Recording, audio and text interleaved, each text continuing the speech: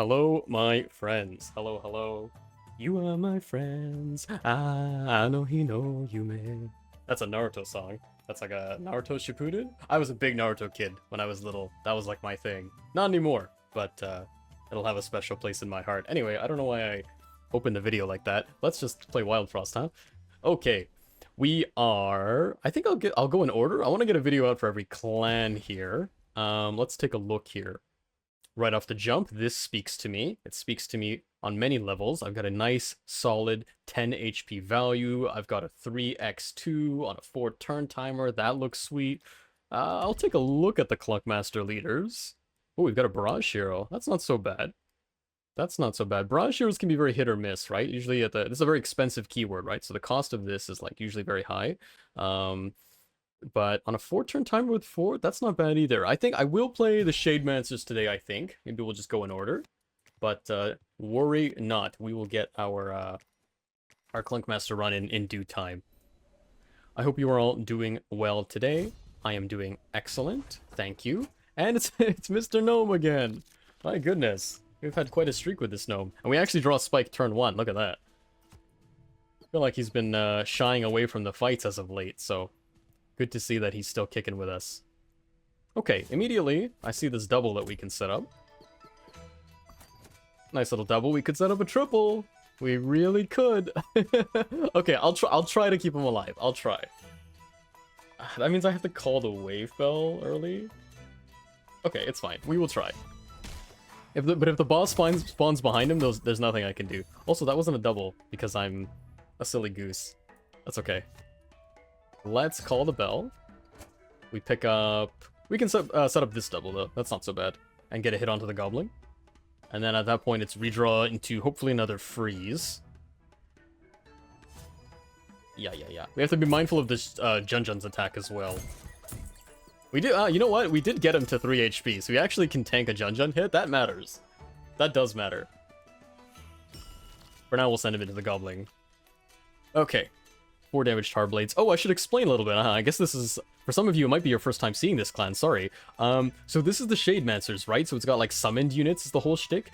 This is a very, very powerful card. This is like arguably the strongest starting card of any of the clans. It summons this little Junjun, very, very cute. And he's a summoned unit. The main thing to worry about when it comes to summoned units is this effect. This loses health after triggering and cannot be recalled. So this is going to go down by 1 HP whenever he attacks. This took me a while to get used to, and it's something I still forget today. So if it summons on 1 HP, it's going to do its thing, but it's going to completely off itself, right? So there is that, and then the equivalent to Scrappy Sword in this clan is the Tar Blade. So these are 0 damage, but the trade-off is that they will deal additional damage equal to the Tar Blades in hand. Right? That's the whole idea here. We have a second Junjun as well if we'd like. I think we will just get the Blizzard Bottle. You could play the Junjun first, but I'm not too concerned about accelerating the timer here. In fact, I just want to be wary about hitting into the gnome here. We can afford 1 stray Junjun hit into this gnome. We can't recall. That's the thing, right? You can't recall Junjun like you can. In fact, none of our units on the field right now can currently be recalled because we have the hog-headed effect, and then the leader you, of course, cannot recall. So something to keep in mind here. So I think for that reason, we can just put our 4 into the Berry Witch here. And it's nice because this is actually putting some additional health onto the goblin, so that could mean an additional hit as well. Now, unfortunately, we just have to roll the odds that the boss doesn't spawn behind. We can purposely keep this witch alive, I guess, to increase the chances the boss will spawn up top. Yeah, that's something to consider here. I'm losing a lot of money by doing this, but you know what? Sometimes you gotta do it for the content, right? So we do this. We put a little bit extra health on the goblin. Okay, so the boss spawns up top. So now we have a fighting chance. This gnome has a fighting chance here. Okay, we're getting 2 hits under the goblin, and we're doing an aimless hit. You could do it like this, I suppose. It doesn't matter so much. You can even set up a nice little multi as well here. When destroyed, add +1 to all allies. Ah. Does that change any breakpoints? We can kill him off now, actually. Doesn't matter so much. Give the gnome additional health. This gnome is tanking up. Very nice. So many Junjuns. That's one thing about this clan, actually, that's a real cause for concern. This clan runs out of space. You literally sometimes place so many units that you run out of board space. It's a serious concern. It sounds like a good problem to have, but it can get you in some serious trouble when you have, like, barrage effects going on, if you have, like, additional units that have positioning requirements, right? It can be very dangerous, actually. So, it is a real challenge of playing this clan. Okay, what do we want to do here? We've got a 2 damage swing coming at you hot. We don't have a 3 damage here, we only have 2. I don't want to put any more Junjuns. I don't think I need any more Junjuns. That is not necessary. I think very simply putting a freeze onto the Bogberry here will do just fine. We've got a 1 coming in. Spike can tank this one as well, but then that'll be the last hit he can tank. In fact, you can let this Junjun take this hit and play another one. It's not a big deal. Honestly, just to cycle out the Junjuns and keep some health here. The reason to do that is so that Spike can now tank this Berry Witch hit if I want to. It doesn't matter so much, but just highlighting something that you can do. We also have Berry Bell if we want to save additional health as well. This hand is not really doing anything, is the thing, right? There's truly nothing to do in this hand. Honestly, I'll just throw some Tar Blades into the Bogberry here. Because now we have the guaranteed kill. It is very much over. There's nothing to do here. And we did it! We got out of dodge. These attacks will go into the gnome, but he runs off. But guess what? Thanks for sparing me. Let me come with you, he says. Let's go. He's like, get out of here. Go on, scrap. So the gnome is a 1/1/2. You can see that he's gilded. By the way, I never explained this, but the way to get gilded borders on your card is to complete the true ending with that card. The leaders never get gilded portraits, but the gnome, I have taken him to the end. He has seen battle. He has spilled blood before, so I mean, honestly, he has a 2-turn counter. That is very strong. He's like a really bad Flunky or a bad Floxy, but listen, if you don't have those units, you know, you got the gnome. You got the gnome. Speaking of gnomes, you have the Gnome Traveler here. This is another node I never talked about. So this node lets you see 3 cards, and you can pick as many cards as you want for free. And they're from other clans. This is how you can get cards from other clans. The catch is 2 out of those cards, I believe it's 2, will have junk. So you will take junk for taking these cards. That's the trade-off. I definitely don't want to do that early. I'll just go top path here. Zoomlin Wafers, Tiger Skull, Leech Mask. Not crazy here. Zoomlin Wafer is an interesting card. You have to do some math here to determine whether or not this is worth playing. So this is like you pay a turn to play this card, and then every card in your hand doesn't consume the turn when played. But then you still have to press the redraw bell as well to accelerate to the next turn. So it's not as, like, you might look at this and think it's overpowered. It's not as overpowered as you might think it is. It has its cases, but yeah.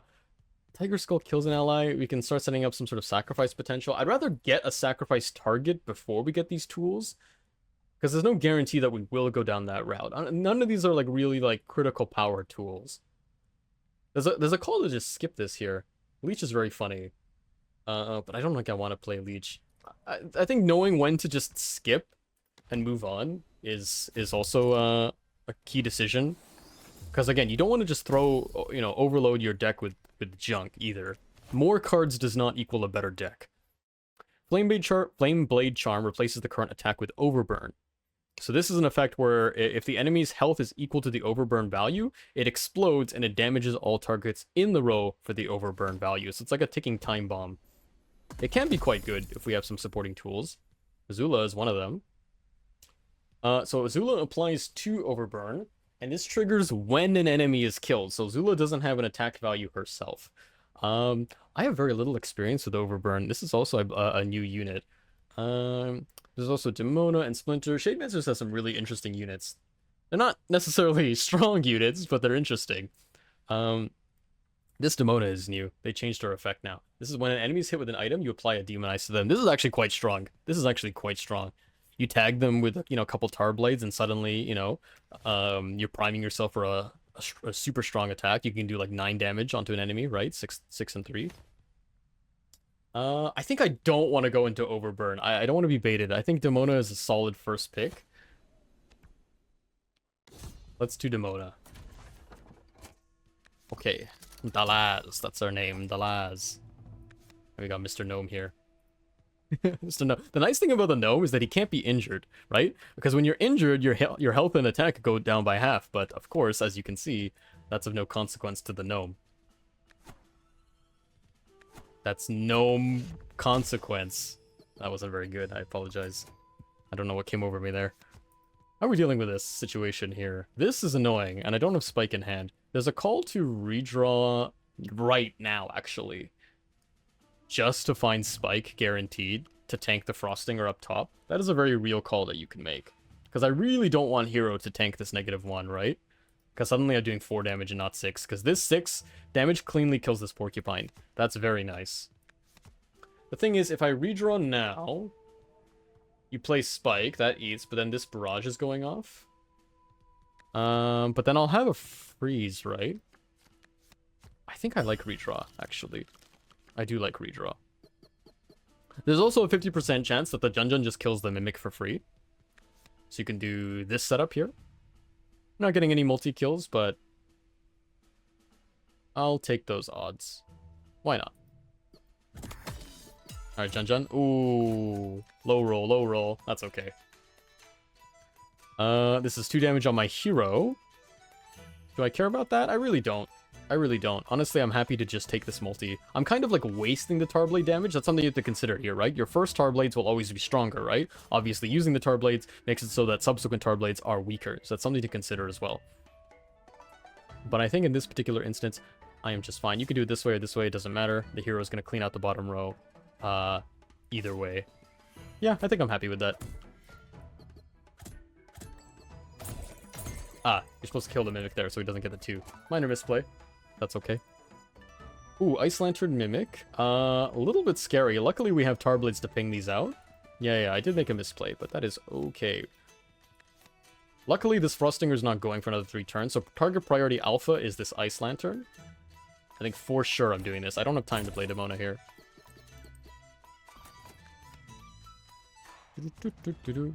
I'm happy with Junjun top lane. And I'll keep rotating Spike on and out to tank these Frostinger hits. But yeah, before I forget and do anything silly, I think I will just clean this Mimic out.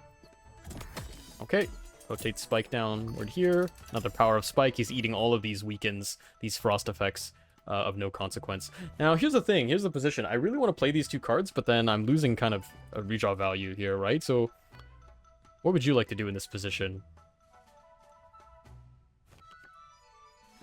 Next hand has a lot of Tarblades as well. I think getting Demona down is important here. I think I do want to play this hand out. It's a little weird. I'm kind of wasting value, but I think I'm happy playing out the cards in my next hand too. So I'm okay doing this. And now the greed play here is to hit the Goblin. And I'm a greedy man. I was about to use a not so good word, but I'll avoid myself for now. They'll slip out here and there. But for now, this is a family-friendly program. Hi, Mom. Hi, Dad, if you're watching. This is a family-friendly program. Asterisk. Don't ask me what that asterisk means. Cover your ears. This is a Frostinger attack, so Spike moves to the front line here. So this Junjun, yeah, so this Junjun will die on this attack. That's what you have to see here. You can Berry Bell him if you want to keep him on the field. Not so bad. Okay, what is the threat here? The barrage in the back is the quiet threat that you have to be mindful of here. We do have 4 damage coming in here. I can pick up a kill on the Frostinger here. I like the idea of Junjun firing in the top lane too, because if he kills the Goblin, I don't mind. I don't have time to hit the Goblin more. And this demonizes setup so that he can kill the Goblin. I'm happy with that now. I'm happy with the value. The question is, do I want to keep this Junjun alive? There's nothing I really need to chump, honestly. I have plenty of board space. I'll keep him alive. I get full value to the Berry Bell. Spike gets a +1 HP, which matters because the Frostinger's on the board. Okay, we clean him out. Not a problem. Barrage in 3. We can just kind of fill the field with Junjuns here. The only thing is this Barrage here. But I think we're just fine. can do this. Spike moves down, and now here's a position where you can just kill off the goblin, I think. And then probably freeze onto Porcupine. Yeah, that looks good. So we do it like this. And we've got a lot of damage coming in here. So the Frostinger's done on board. We can guarantee the top lane kill. This Jun will die, but he has served his purpose. We can freeze the Porcupine so he gets no attacks in. And then it's just us in the ringer, and we have plenty of chumps to deal with him. Ah, we do get the weakens on our side, but that's okay. We'll chump this attack. And you know what? Get in there, Gnome. It's your time. Oh shit, coming in hot with a 1 damage. Huge swing. And now we just gather around the fire. I am kind of wasting the Demonize, quote-unquote, but it's of no real consequence. We can just clean them out nicely like this. Very good. Not too shabby.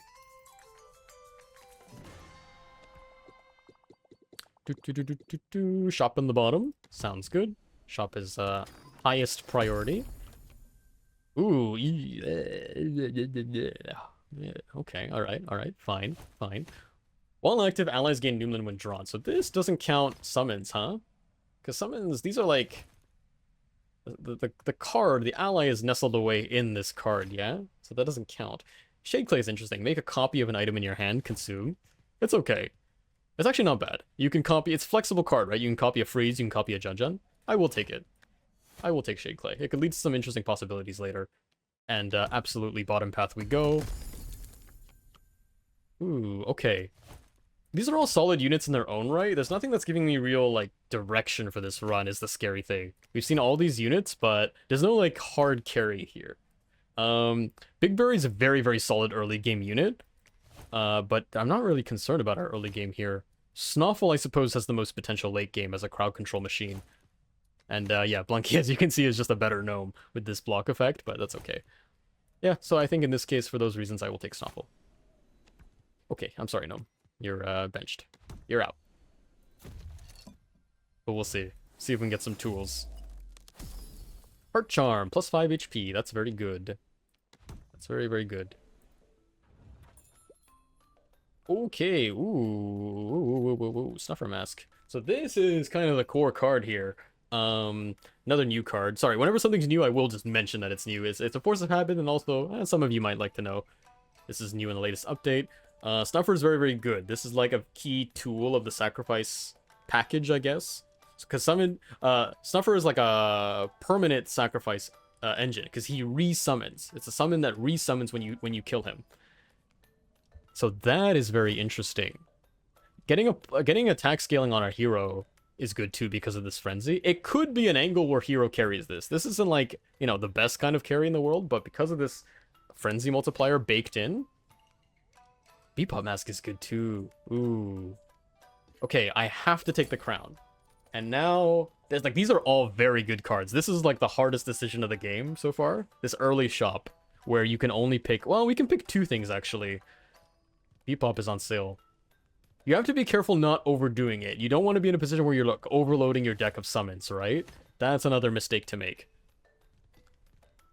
Pinkberry Juice is good, but it's very expensive here. I think I definitely want to summon. I'm just trying to decide what I want here. Apply 4 to the attacker. 4 to the attacker. We have Demona. Is there any, like, Demona synergy I could do? You know what? Replace current attack with Overburn. And the Bebop Mask is here? Ooh. There could be something here. Or it could be a massive throw. Because I'm converting all my damage to Overburn. Remember, Overburn is like backloaded damage, right? You don't get the payoff for this until it actually primes. I'm down. I'm down to try it. I don't have a lot of experience with this archetype, but I'm down to try. Now there's a consideration of whether you want to roll all the way down here. It's a little scary to roll down, for sure. But you can have like Barrage Overburn with Fallow here.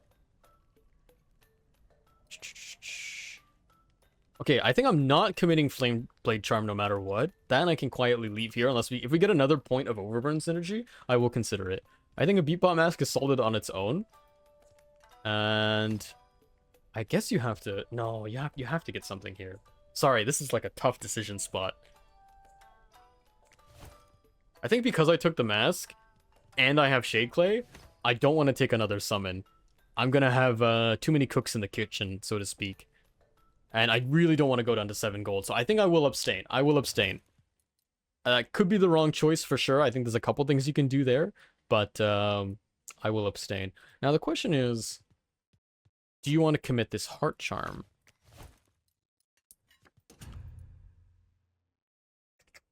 You could say it's pretty safe to commit Heart Charm on Snoffle. What it's not safe to do is commit it on Spike, because I really don't, as much as you get value from this, I really don't, there's no guarantee that Spike is going to be in my final roster. And that's what I'm looking at. I'm looking at the late game here. I think we can do without these charms. I think it would be very safe to put it on these heroes, but I'm someone who will greed. If I lose, then I lose. So be it. But I am confident, he said, not so confidently. Okay. Let's take a look. Snowbow dies in 2 turns, or 2 cycles rather, to Spike. That's why we crown him, to deal with this exact threat. The Winter Worm is scary, but we have so many chumps, so in fact this is the clan where it's the least scary. What do you want to get on the field first? I think we want to get Demona. Well, okay, we have to be careful not to put blow our hand here because of Bamboozle's effect. It's hitting all enemies here. So you don't want to overcommit. I don't mind the beat pop. That's of no consequence. You can just throw that in anytime. It's not a big deal. Getting these demonized hits onto Bamboozle is a lot of my DPS, right? I just have no way of healing at all, aside from this Berry Bell, which is not very good. Can I kill Bamboozle in 2 cycles? This is 6 damage. This is 12 damage with Hero. So I need to find 6. I need to find 6. Well, it's also Overburn, so I need to find 2. So yeah, I definitely can. I can do this without Demona. But in that case, 2nd cycle, I have to make sure I have something for Winterworm. They'll always, I think, you know what? I'm always going to have a chump for Winterworm, I'm pretty sure. Worst case, I can freeze him for a bit. So for those reasons, I will forego Demona. But now there's a question, sorry, my mind is all over the place, but now it's like I always ask myself, am I playing this whole handout? Right? Am I playing this whole handout? I want to play Mask, and I want to play both Masks, basically, and then maybe redraw? Because I really want to get into Snoffle as well. I think I'll do it this way. I don't want to overplay units here because I need to make sure the Snowbow guarantees hits into my Spike and dies. That's another idea. Yeah, you can play these 2 for no consequence here. No real consequence. You can also have Jun take the 1 and 2 into the Snowbow here, but I don't mind. The Snowbow's already on death's door here. Yeah, I will redraw here. I will redraw. Okay. Snowbow is dead. It's 6 into Boozle, and then the next attack is going to be coming in hot.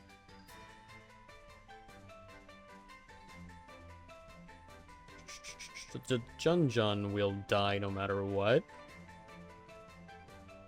Yeah, the Jun will die no matter what. I'm not playing Snoffle until the Bamboozle attacks, obviously. I have Sunburst 2-2 as well, but that's not very good here. So I'm just jamming out to the music a bit. It might just be Tarblades onto Boozle. I have to get this damage in anyway. All my chumps are dying, and the Winter Worm is looming. So it might have to be a freeze. But I think I might want to Shade Clay the Blizzard Bottle now while I have time. There's nothing else of value really to Shade Clay in this hand, and I need to do things. So while I have a turn, I think this is the time to do this. Because having 2 freezes will always be good. Now, unfortunately, yeah, this attack does hurt, but there's nothing you can really do about it. 2 Winter Worms is a little scary for sure. Yeah, the Spike his HP is low. Kind of makes me wish I had that Pinkberry juice, but we were in a tough spot. Okay, you have to Blizzard Bottle that top Winter Worm, and then get Snoffle on the field. So Bamboozle's gonna go back up to 5 counter. He's gonna be 12 HP Overburn, so I have to find 8. This is 6 that's coming in. Yeah, I'll be okay. I'll be okay. Yep, so that's fine. Now, Spike can only take one more hit. He can only take one more hit. This looks like the turn to play Snoffle. You will freeze before the Boozle goes off next, and before the Winterworm goes off, so that's very good. Yes, this is the turn to play Snoffle, and I think I will get Spike to 1. That's like the most HP value he can get. There's absolutely a world where Spike dies in this fight, but I think in this case you take the 1 onto Snoffle. You want to use this HP as much as you can. And we have one here. One card I need to play in this hand. You can absolutely consider Sunburst tutoing the hero here as well. That might be the play. What's my plan for Winterworm? Well, I'm redrawing into at least one mask, no matter what. Yeah, double Winterworm is definitely the hardest configuration here. 2 scary threats. Sunburst to Snoffle is okay, but with the 1 snow, if this was 2 snow, I would consider it, but with 1, not really.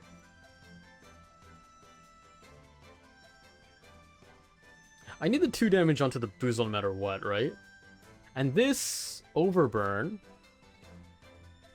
Oh, wait, this Overburn kind of goes hard.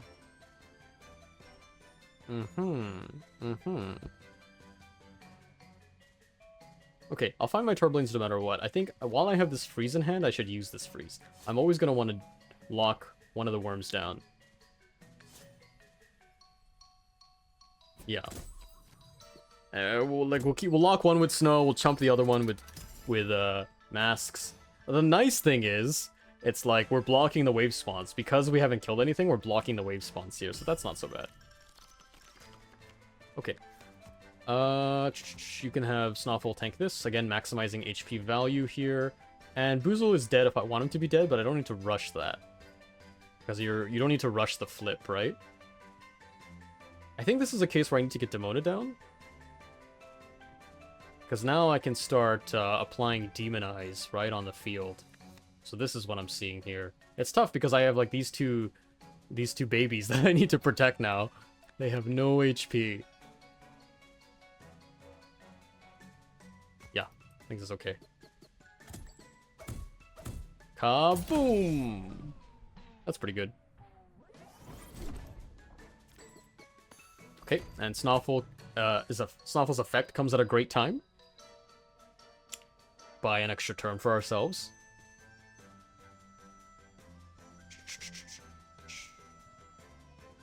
Gobbler is dead if I want him to be dead, and I think I do want him to be dead. But let me see here. This is what you have to look at here. The Winterworm attack.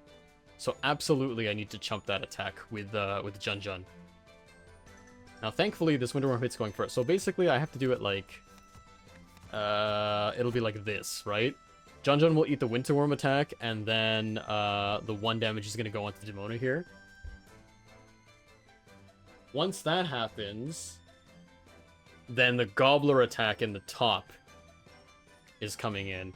And this Gobbler attack is not too scary, but it will get scary. Then the other issue is at the same time that all of this is happening, this snow effect is happening. I think I need Demona's health high because I need Demona to tank these snows, because I don't want my hero to tank these snows, because my hero is all this damage, right? Demona will tank the snows, and hero will tank any incidental damage. And then Bam's attack is a threat for a later day. Yeah. The extra turn is very nice here. I think I'm playing this whole hand out. I can't afford to redraw here. So if I'm committed to that, I can only Sunburst 2/2 hero. You could set up a big attack, right? Because now that you have Demona's effect, you could put a Demonize and get it ready for hero. The scary thing is that, you know, because of Wild, the other one gets scarier. It's a tough fight. This is a tough fight for sure. The Goblin has to go no matter what. I think now I have the 3 damage in hand. I want to kill the Gobbler cleanly like this. Does it matter which 2 goes into where? I don't think so much. I think it's okay here. What am I doing next turn? Next turn I have a choice of Sunburst 2/2 or Tarblade. I think I do need to start working the Snowbow down, because I don't have Spike to take the hits anymore.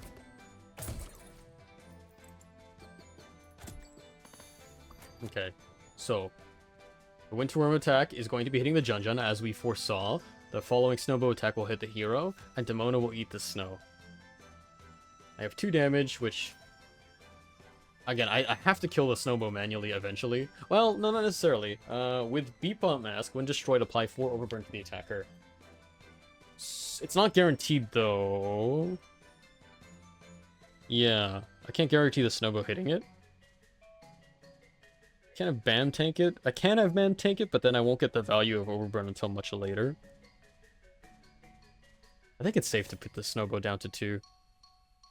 Otherwise, he's going to keep chipping me.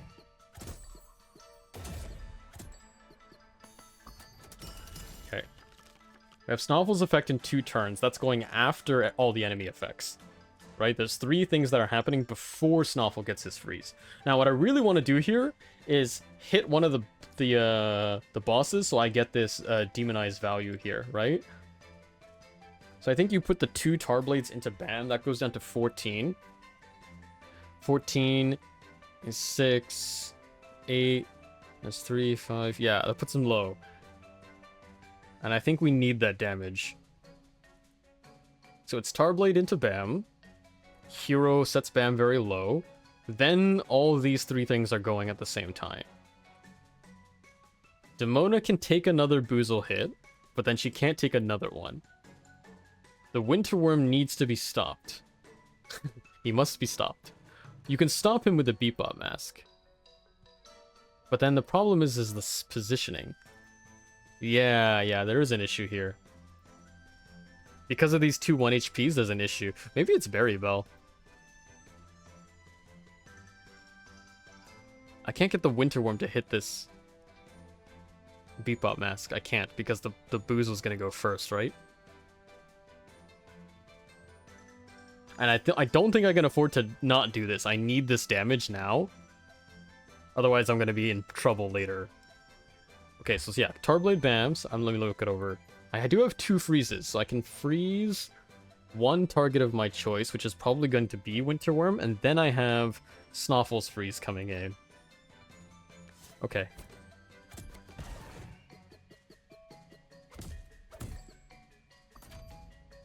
It's another Snowbow, and that's the last of it.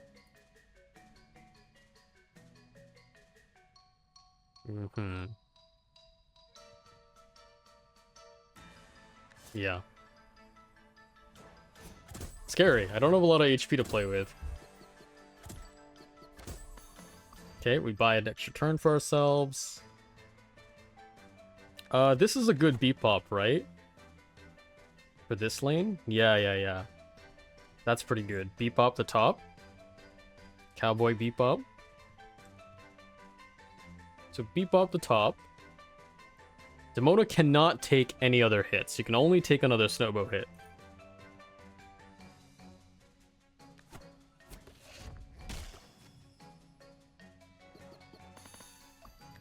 Ah, that is an issue. I'm running a board space. You know what? It might be recall. It might actually be Demona recall. Is it? I don't want to take this 50-50. Because then the Boozle... If I lose the 50-50, Demona's alive. But then the Boozle hit will take... the Bebop will be taken by the Boozle hit, and I don't want the Overburn to go on him. I need the Overburn to go on one of these 2, but the Winterworm is too slow.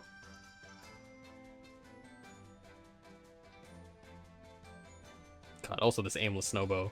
This is why I need to take out the Snowbows, because it's just 1 damage, but in this board state, it's scary. It's scary. Okay, let me reassess. Redraw Demona, or sorry, recall Demona. If I recall Demona, she lives to see another day, and I guarantee the death of the top 2, but then what am I doing about that Boozle freeze? I guess it's Blizzard Bottle Boozle. So recall Demona, which doesn't count as a turn. I Blizzard Bottle Boozle. Snowbow kills himself and the Winterworm. Then the row is free. Oh, but then there's this. It's Bam. I think Spike dies here.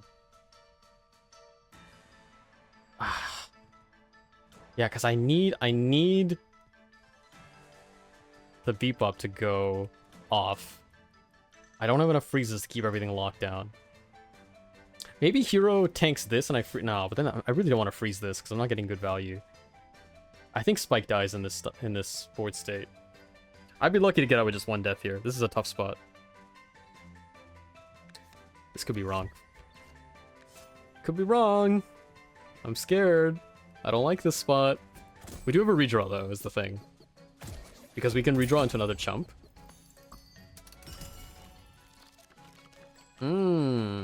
She's back.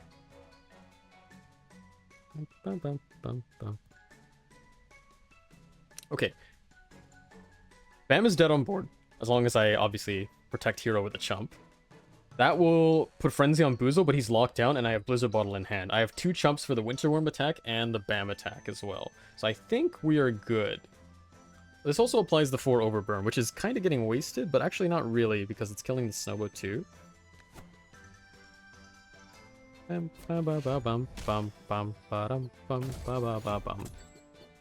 Kaboom! Nice, okay, we're out. My god, that was a scary fight. That was a scary fight. This is the, yeah, I recall our first video's second fight was also, took me a while to get through. Definitely Big Berry would have been a real nice pickup here, but I thought our early game was strong enough. And you know, we got through this without any deaths, so it was worth it. And also, I didn't commit my charms. You notice how difficult that fight was because I didn't commit this heart charm? Definitely a greedy play by me, but I don't know, I like living on the edge. I like living on the edge. Okay, we pick up our crown, I'm not gonna think about it. This is the charm that I keep talking about, and we've never seen before. This is the one that allows you to remove the charm limit. It's definitely not worth picking blind over anything else. This is like, I don't know, certain circumstances, you really have to have the right pieces already in play. Bell of the Bell is one of the strongest gold bell effects in the game. This reduces your bell counter by 1. These two are a good combo together. This is Bell of Charge, so you start every battle with the redraw bell fully charged, and this says draw a card each turn while the bell is charged, yeah? See a little synergy point there. Of course, I can only take one of these two. Raspberry Charm is worth considering. It's +1 attack and +3 health. Good for the gnome. Pretty good for Hero too, honestly. Is it better than Bell of the Bell? Hard to say. It is quite nice. It is quite nice. But I think it's hard to pass on Bell of the Bell. Victory. How are we doing for time? My god, we're not doing well on time. Okay, we have to take a unit. We can either munch or we can find an item. I need to find direction for this run. This is looking scary. I don't know what this run is doing. So I'm incentivized to go bottom path. I think. I need to find something. Oh, wait a second there, Buster. Wait a second there, pal. We have Groff. We have Groff. So Groff doesn't attack by themselves. She only attacks when an ally is sacrificed. Gojiber, we've seen Gojiber. I don't need to talk about him. And then we have Vesta here, which doubles the target's overburn. So this is a key decision point. I feel like I say that about a lot of decision points, but it's true. Leaning towards Groff here. We have 2 summons already. Let's try it. I don't know if we have... I haven't played this clan enough to know, like, you know, if we are good on the amount of tools that we have. You have to balance the amount of... I always call it, like, enablers and payoffs, right? In a card game. You want enough enabler tools, in this case it's the units, right? And then you want enough payoff tools, right? To actually get value out of those units. And you need to always try to strike a balance between those things. More board space issues. I look at this and I see board space issues. Mimic is kind of cool with Groff as well. I'll take the Mega Mimic. Because it has 3 health. Oh, Snow Kick is very good. Okay, always buy the vase first. Good rule of thumb. And honestly, I don't think there's any consideration here. It's Crown Snowcake. Battle Axe is good too. This is you can kind of think of this as like 6 damage, right? Because if you hit a 6 damage target with this, it goes down by 3 and then it explodes, right? Because its health is now equal to its overburn, right? So that's actually pretty good. Oh, I should look at the next fight. You can always back out of a shop and go back. This is the Spice Mokos. Ooh, that's also scary. We need lots of little attacks. Graph and Mega Mimic is good for that. But I think this is too good not to take. Snowcake is very, very good. Okay. This is a fight where I have to respect. I have to respect this fight. Opening spawns here. I don't know their names of the units, but I know what they look like. It's like a big Yeti thing. It's another one, and then it could be a mini Moko. You might not want Spike here. Spike is never bad to crown, but... let me think. What am I cursed crowning here? If you don't know what to curse crown and you have Snowcake, Snowcake is like a very, very safe thing to crown. It's like you're never unhappy with curse crown Snowcake. It's less good in certain opening fights, but it's like you'll always want it for the endgame fights anyway, so... It's a very safe thing to crown. I think I will do that. And we'll pick up Groff. And... maybe a mask? I really do like getting Snuffled out early. Board space issues, man. I can see it. I can really see it. Okay, Heart Charm. Where does it go? I think Groff is like the solid powerhouse of this engine. He will always be there, but I think... Snuffle might be too. I'm trying to see what the endgame composition looks like.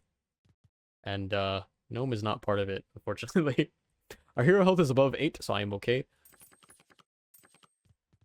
Thinking Snuffle. I will just put on Snuffle. I don't want to greed anymore. I will put on Snuffle. I will hold out on this Flame Bay, though. I don't have enough synergy points to really need it. Yeah, I knew it was a Yeti, and this other thing. I always forget their names. It's Grog and Grumps. It's Grumps and Grog. Okay. When hit, reduce the attacker's attack by 1. When hit, reduce the countdown by 1. This is scarier, because this is, like, permanent.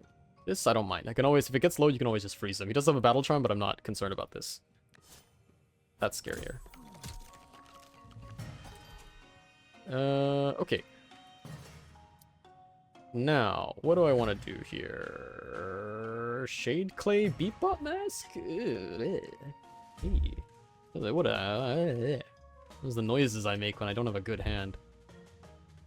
Okay, I need to try to cleanly kill Grumps in as little ally attacks as possible. I can just make him keep...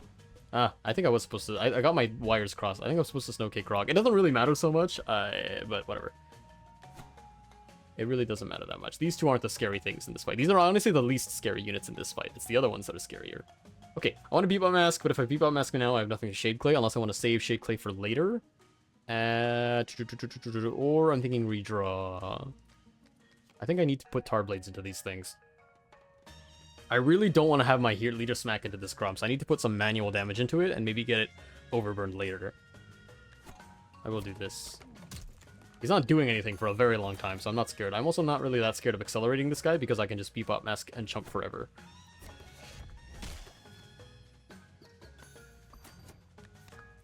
Unfortunately, sacrificing the Beatbot means I waste this effect. Like, I have to choose, right, which one I want.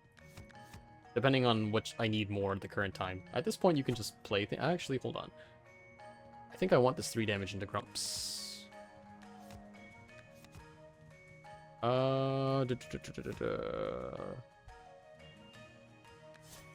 Yeah.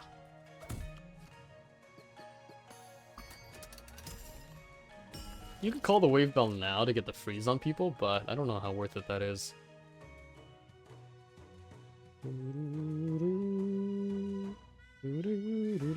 So this is gonna go down by 2, and then an extra 1. So it's gonna be on 2. Again, I'm not scared of the attack. I have Bebop. Not a big deal.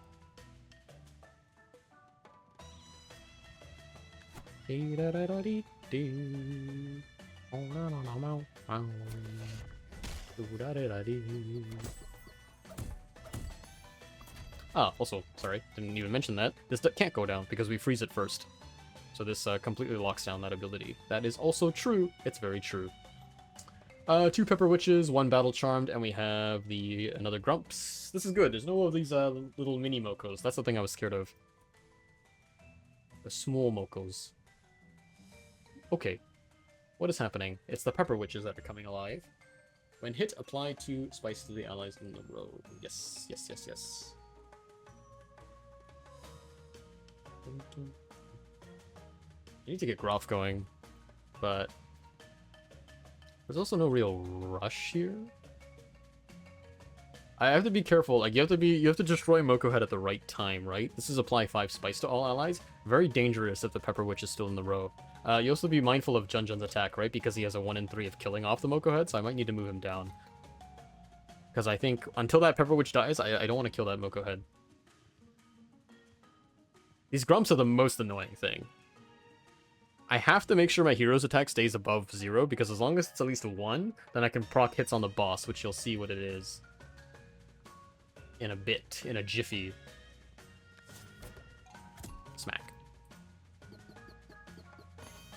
Yeah, I'm keeping Junjun below Dex. I think it is Sunburst 2-2 on Hero. That will clean out the Grog. Although I do need to... I need this Bebop to explode eventually. I guess it's gonna explode and then... I guess Pepper Witch can tank this. Like, I'll do this later. Because that'll kill these 2. And Pepper Witch will be, boosted, but it'll only be 4 HP. Well, okay, it'll be 8 HP, but it'll have 4 overburn.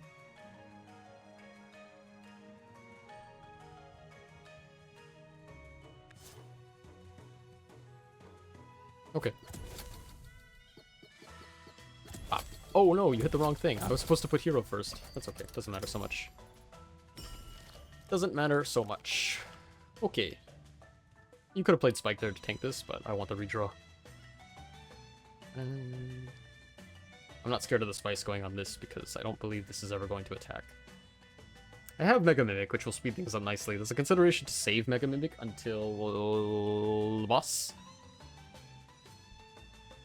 Not getting any Groff value. I can hit this, but again, it's not the same. I think I will... Yeah, I'm gonna kill the Junjun next turn. I'll use him to tank this Pepper Witch hit, and then I will Gunk Fruit the Junjun.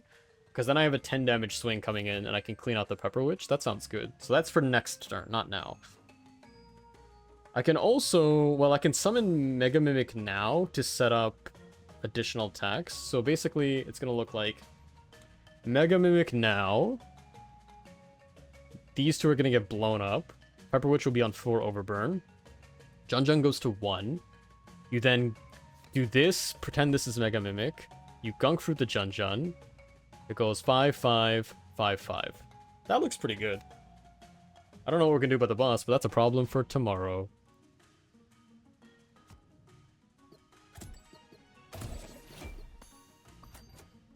Forgot that that's what that does, but that's okay. I was like, these are gonna blow up. They're not gonna blow up. They will blow up soon.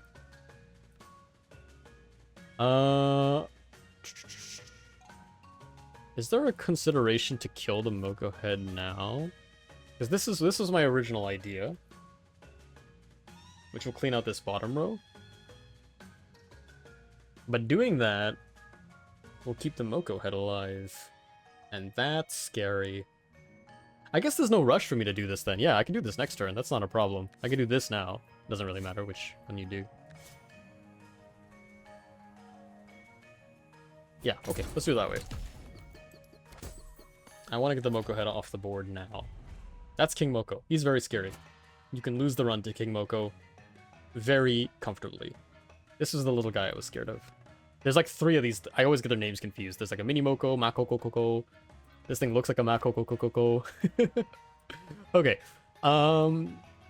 Right. I want to Tarblade my own Junjun. Because that will go 5, 5, 5, 5 and clean out these 2.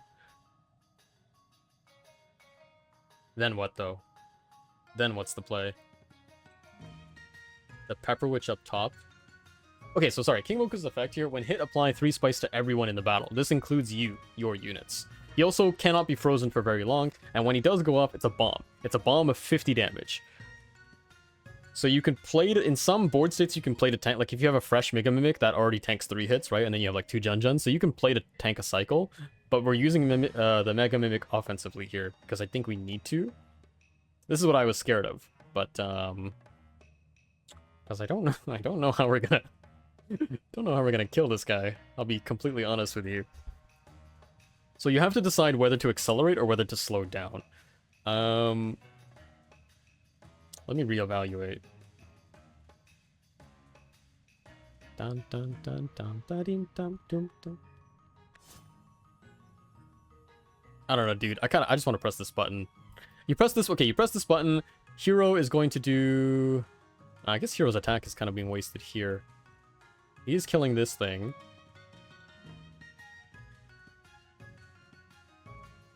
You ever want to Sunburst 2 to anything? Here's 6. Sorry, just thinking again. I don't know. I want to see what the board looks like.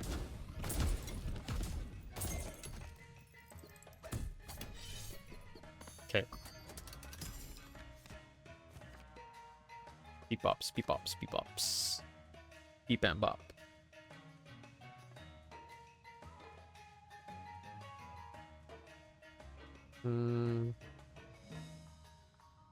Like I can kill this Moko like this, but it's not very good. How many Tar Blades am I drawing? There's a chance that I draw 4 Tar Blades and I just kill the Pepper Witch top lane. That'd be nice. I don't think that will happen though. Because this is a problem. This must be chumped. Actually, it's not a problem because I can chump it with the Beep Bop and I guarantee the kill on the top 2. Yeah, so Beep Bop for the top lane will be just fine. The units I'm not scared of. It's this, it's, you know, well, you know what I'm scared of. Okay. I think you take this 1. This attack effect comes after the attack, so it's 1 and then he gets the +1, so you're safe here to tank this. I think you do redraw. I need the cards. Okay. 1 more Tar Blade, but that's okay. It's not a big deal.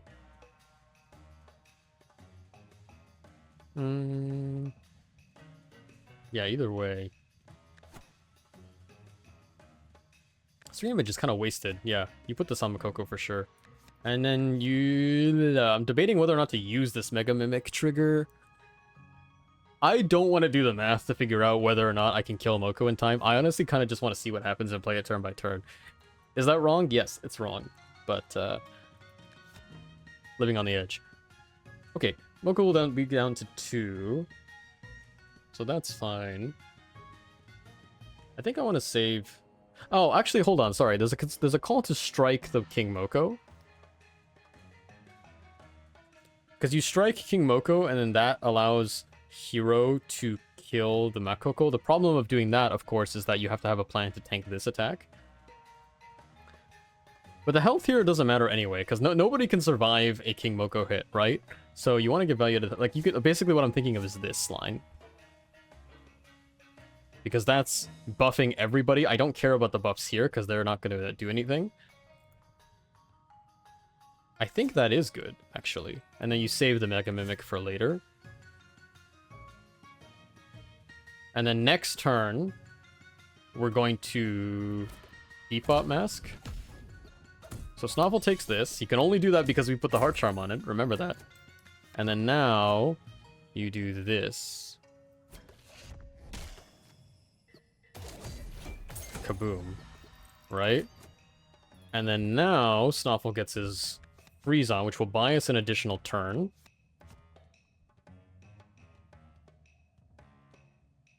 Trigger when an ally is sacrificed. And now I just want to get things on the board that I can pop for Groff. There's a call to press this bell now. I suppose so, because it doesn't really matter. You get the freeze. Yeah, it doesn't really matter either way.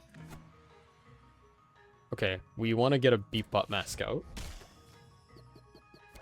Okay, we get our free freeze. Redraw. Okay.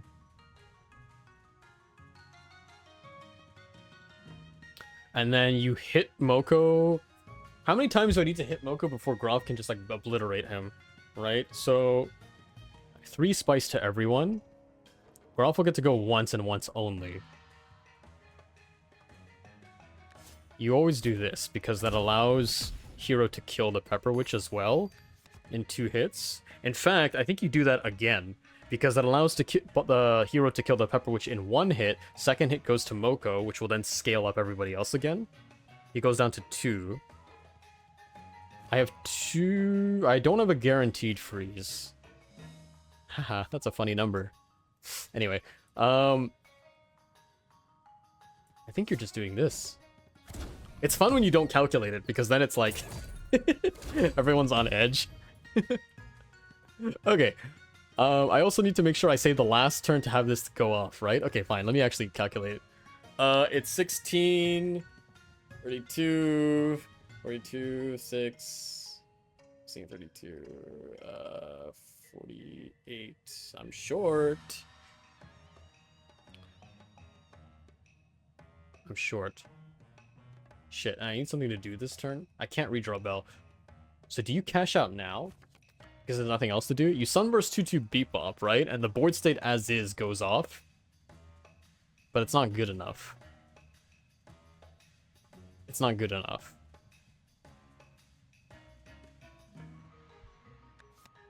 Uh-oh. Is redrawing now ever... No. It can't be redraw now. You could Sunburst 2/2 King Moko? Don't do that. You could Sunburst 2/2 Snuffle, but that doesn't do anything. It kinda does something. Okay, but you do that. Snuffle goes, buys you the 1 turn. Then what? You get another hit onto Moko, so then you recalculate it, right? So it's 3 again. So it becomes 19 x 2, which is 40, it's 38, then it's another 19, so it's 60 minus fuck. Hold on. 16. It's 19. Okay, so 60 minus 57. Wait, I'm so close. But then wait, with the damage that it depends on what I swing him into, right? I have 3 Tar Blades. It's not guaranteed 3 Tar Blades. Ooh, it's close. Fuck it. Okay, you do that. You redraw. Oh, we have Blizzard Bottle. Okay, we're good. We're good, we're good. Also, we have an extra turn. So now you take 1 hit here. That's the last hit you're allowed to get. And then you use the final... Yeah, now it bought enough time for Hero. And now we're good. Jesus Christ, I hate this fight. I hate this fight so much. Ugh. Hey, no death. That means it's a perfect run. Good God. I am so poor. Woo! How we doing?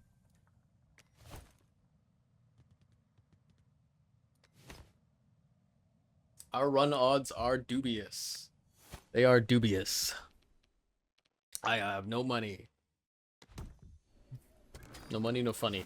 No money, no funny, no honey. I think it's Grabber because I don't have backline access and I will need backline access. And I don't have space to play Bite Box. Okay, let's get rid of some shit. I think in this clan you get rid of the Gunk Fruit. You can get rid of a Tar Blade. But I like keeping... That's like where my damage is coming from. The question is, you want to get rid of another Tar Blade? Or you want to get rid of Berry Blow? Berry Blow. I think this card is useless. Unless I get Cake Charm, then it's very good. And I'm very sad if I don't keep it. But that's a very small occurrence. I genuinely think this card is not very good. Unless you get Cake Charm. Ink Sacks, Ink Sacks. Ink Sacks, Ink Sacks. This is a tough run.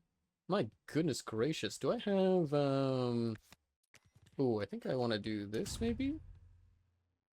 And we just play off of Hero. This is a fight where the enemy silences you, so, you know. That is fun.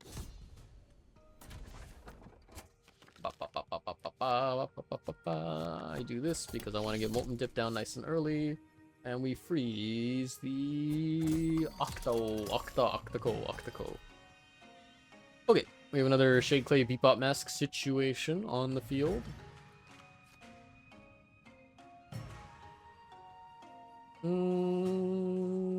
Calculating, analyzing, evaluating. I could play 1, 2, 3 cards. If I desire. I don't think I'm in any rush here. This fight isn't that scary, it's just annoying.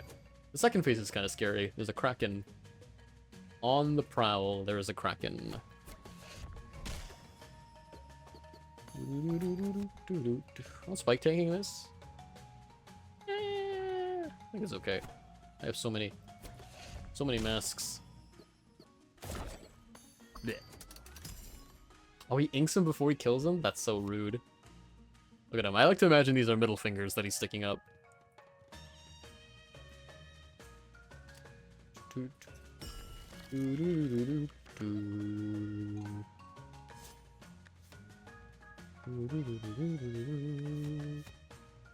I'm looking at this line. I like the look of that.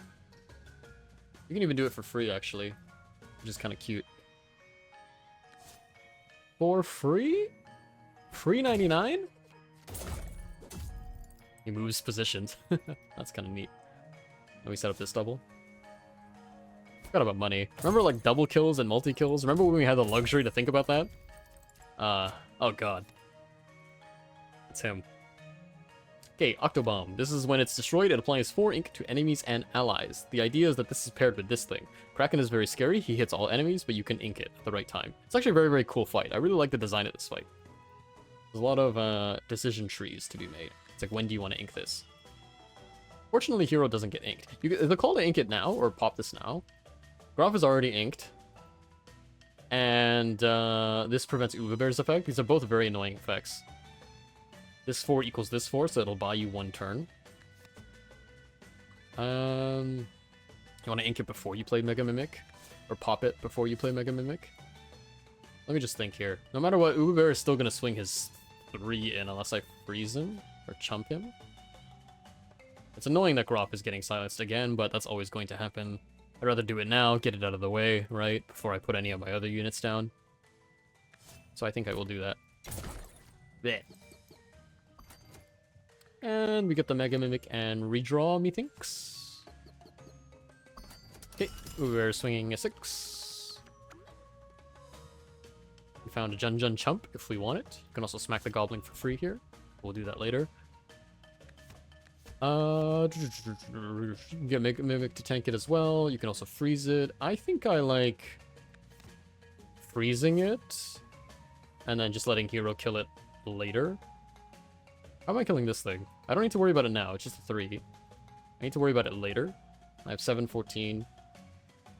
I can just straight up just keep this formation. Oh, actually, the problem is Graf doesn't do anything, huh? He truly does nothing for 4 turns. He's in jail. Am I worried about this attack? It's annoying, for sure. I don't have any damage other than Hero's damage, so I might have to do this.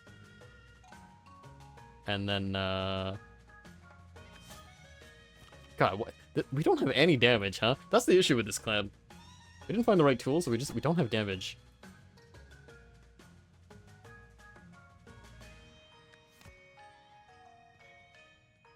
Sorry, just thinking. Again. I can grab her this for free to get the breakpoint in. So then, because I can keep this formation, I can grab her Uberbear. The Goblin will run, but then I'll get at least a clean 5 into this Uberbear, and then 5 into the Kraken. It's probably the best I'm going to get.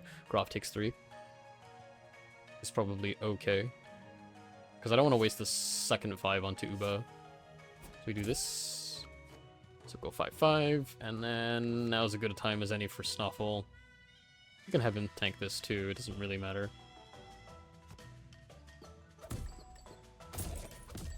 You could put the Mega Mimic 2 up with Hero to get his attacks in, but it's okay.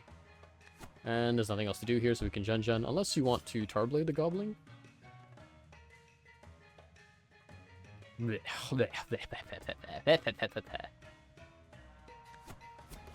More Juns.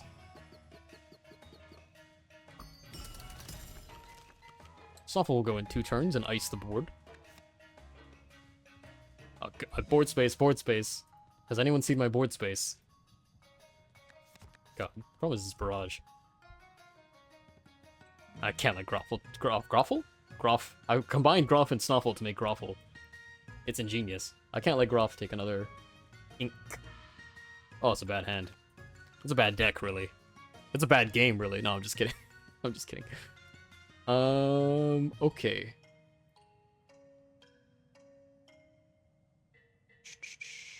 I'm not scared of the boss, by the way. The boss is the least threatening thing about all of this. This is the most annoying thing, really. The fact that it inks my beat bops as it kills them is rude. Now, Groff is getting uninked in 1 turn. That's the big thing. I need his damage. I need his damage stat. ASAP. Immediately. Post-haste. Ah, but I can't put his damage in the bottom row and tank the Octo hit? That's annoying. Ugh. These 2 are the effects I don't care about getting inked. That's the thing. Also, this 2 damage doesn't matter on the Gen. But I really don't want to waste this damage onto the Goblin.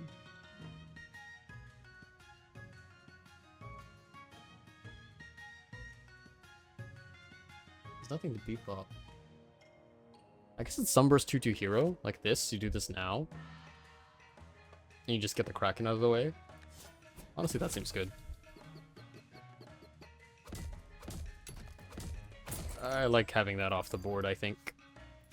And then now, you can do it like... this configuration looks okay.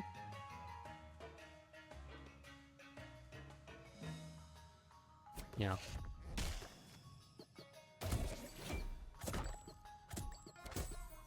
Ah. And then now, Groff is free from jail. He is now free. I am kind of wasting some of Groff's damage here if I do this, but I think it is okay. Yeah, it wasn't a clean series of numbers there, but I do not mind at this point. The fight is won. Just a little bit annoying. I have to try to accelerate here. This video length is wild. Have you seen the video length on this? Have you seen it?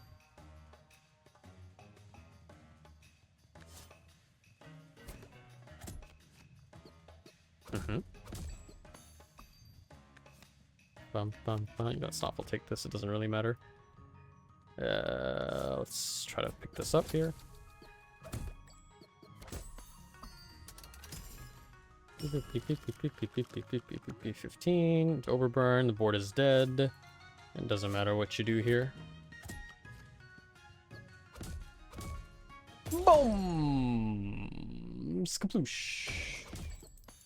Hell yeah, brother. Hell yeah. Oh, 1 second here.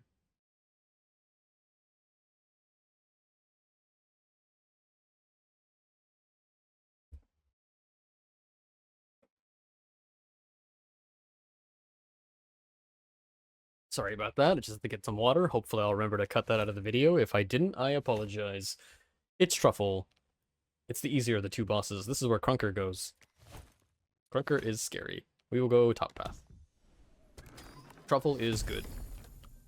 Bone Scraper! Killing an enemy also counts as sacrificing an ally. That's not bad. Wait a second, wait a second. Synergy point acquired. Hold on. Apply the same effect as the last charm applied to this card. Additional health. That's about the only thing that does. Okay. Lumen Goop. Lumen Goop. Okay, Blaze Tea does not go on Groff. It cannot go on Groff because he has no counter. It can go on Snuffle, though. You can get him a 5x too. That's okay. It's expensive, though, and I don't think that's worth it. It's definitely not. I think it's... I know it's Cursed Crown. I can put that on Molten Dip and crown something else. And I'm in the market for a charm here because I have Shade Slug as well. And at this point, I just need to find some... Show me like a demon charm, brother. Hell yeah, it's Beetle Charm. +1 doesn't take up a charm slot. That's not good. Oh, that's not good. Okay. Yep. We don't want to Shade Slug that. And there's no extra value in Shade Slugging Snoffle, really. I need to find another hit. This is Truffle. What we can do here is... probably Curse Crown Molten Dip. I'm just seeing if there's anything else I want to do. Do I care about Spike in this fight? You know what? You can do this. Well, you can also do this. The reason you can do this is because you have Molten Dip. So it's not the worst thing in the world to just have Gnome. And the worst case, you can always just sacrifice him for Gruff. It's not a big deal. Yeah. Okay, committed, locked in. Let's do it! Uh-oh, it's Battle Charm Strudel. That's 6 damage and poison staring at you in the face. Snowcake is very good against Truffle. This boss has no snow resist. Snoffle is very good against this boss. This boss has no snow resist. What's the plan for Strudels in 3 turns? Kill him, I think. Yeah, seems good. Do I have time? You can just play Jun just to kill him. Sorry, Jun. I'll keep Gnome alive as long as possible. I'll kill the Gnome if I need to kill the Gnome.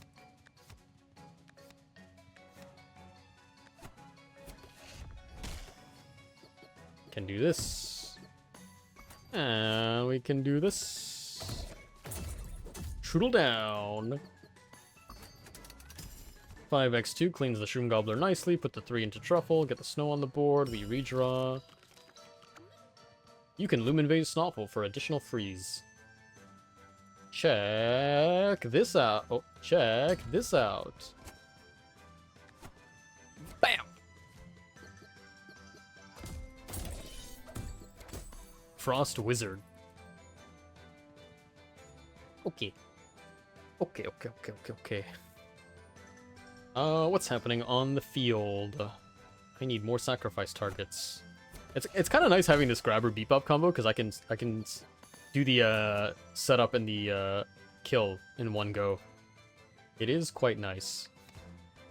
Graph swings 8/8. You can also set up Mega Mimic here, but I can do that anytime really. It's not really a priority. I think I will do this. I just have to be worried about this Gobbler later.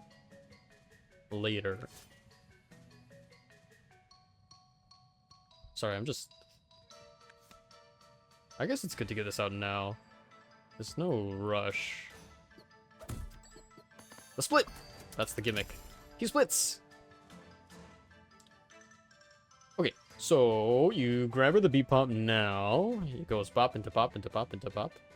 The issue is the Gobbler. I do have a freeze for the Gobbler. I also have Snoffle going in 2 turns. Let us do this. Now we see the engine starting to roll a little bit. It's not great, but it's there. We've got something. As much as I want to freeze the Gobbler, I think I need to redraw here. Another freeze, another grabber. Bone Scraper is in hand as well, so we can kill the Puffball anytime to trigger the 8 attacks. Unfortunately, the Gobbler is insulated by this Truffle. So I think I need... Actually, I mean, it's only 3 health. I mean, I can... What am I scared of? Yeah, there's no rush to freeze this thing. There is no rush.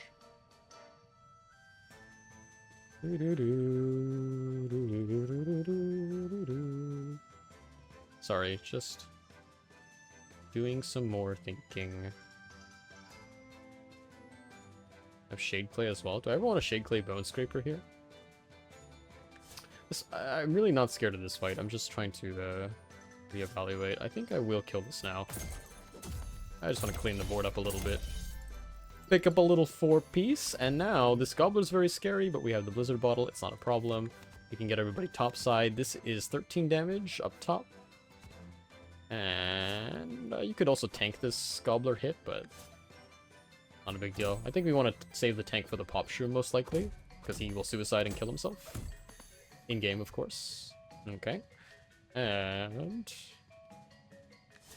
at any time, we can also do this, by the way, to trigger the free 16 damage. Anytime we like. For now, I will continue to place additional units. I will continue to construct additional pylons. That is a StarCraft reference. I never played StarCraft. I think you redraw here. This is free, though. But the gnome is just churning out consistent value. He's just punching in his 3s. Is it Shade Clay Grabber? It's not Shade Clay Grabber. It's not. Remember, don't lumen base anything else, because then Snuffle loses it. You can only lumen one thing at a time. One thing at a time. I think it's very simply... Sunburst 2/2 Hero, maybe? 5/10.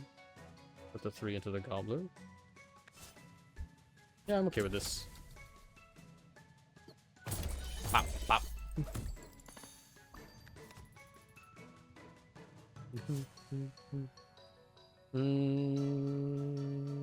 Yeah. Look at this Snoffle value engine. He's going nuts. Wow.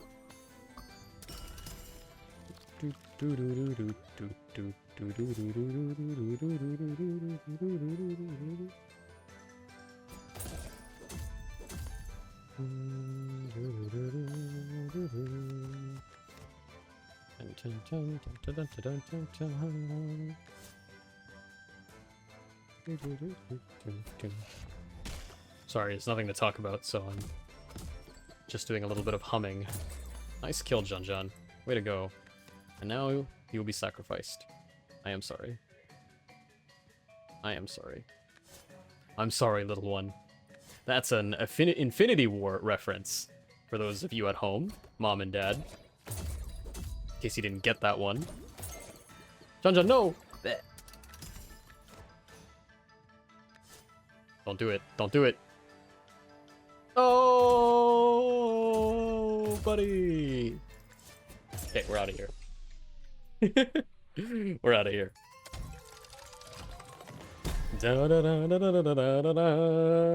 These aren't very good. Bell of Hands is the only thing good here. Oh god. Oh god. Oh my gosh. Bell of Strength +2 to all items in your deck. Get an absolutely ridiculous 3 damage grabber. That's actually not bad, because then you can kill Junjuns for free. Oh god. It's not good. It makes Sunburst 2/2 also do 3 damage, by the way. It makes this card unplayable. Something to consider. Something to consider. This is always happening, and my god, these are bad. I also have Shade Slug. We can get 6 teeth on something. A whopping 6 teeth. That's not very good. Bell of Strength. What if it is Bell of Strength? It's kind of fun. It pushes this above the 6 HP threshold. It means Grabber is 3. It's some, like, non-inconsequential damage. It just means I can't play this 2/2 card. And, you know... I never take this Bell, but there's nothing else to take. There really is nothing else to take. Alright, I'm taking it. Fuck it. My item's about to go crazy. Charm treasure. We have to find charms, because our charms are very bad.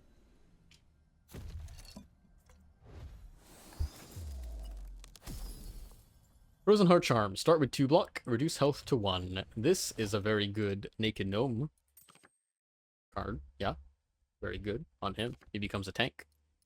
What if it is the Gnome Pivot? The great Gnome Pivot of our time. Does this work with Shade Slug? Yeah, I guess it would work, huh?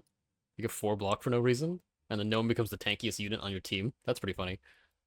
Ice Crabs? Ice Crabs is very easy. There is nothing to be scared of in this fight.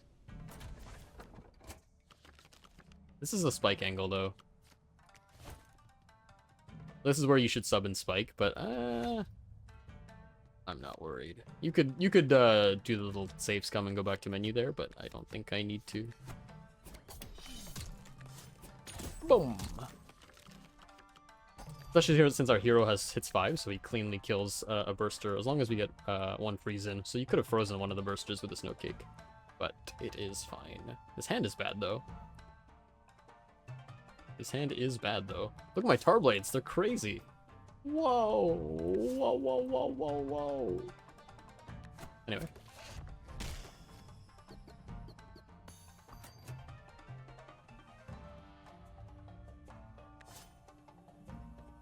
Check it. Boom! Boom! I was supposed to wait, by the way. You're not supposed to do that right now because you want the 8 to go into this burster. But, you know. Bum, bum, bum, bum, bum, bum, bum, bum. I could Shade Clay Junjun for additional Junjuns? I don't think I need to do that. I don't think I need to do that.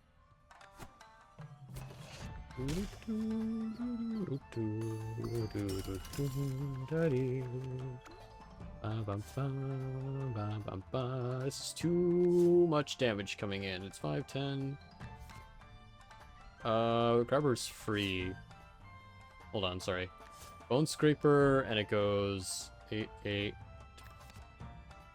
I want to call the spell.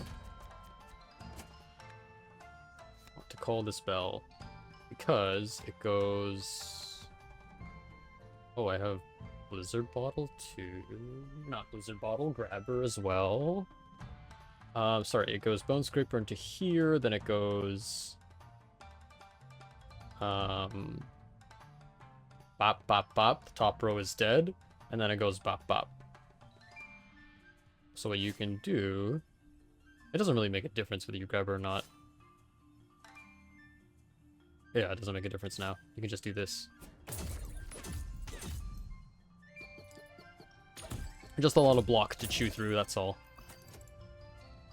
You can purposely, by the way, you can purposely try to strike this so that the block can try to go to the Goblin and you can farm the Goblin, right? It's a 1 in 3 here, but you can purposely try to kill these offs and set up a board situation where it's Crawler Goblin, and then you get a lot of hits on the Goblin. That's a little tip for you guys.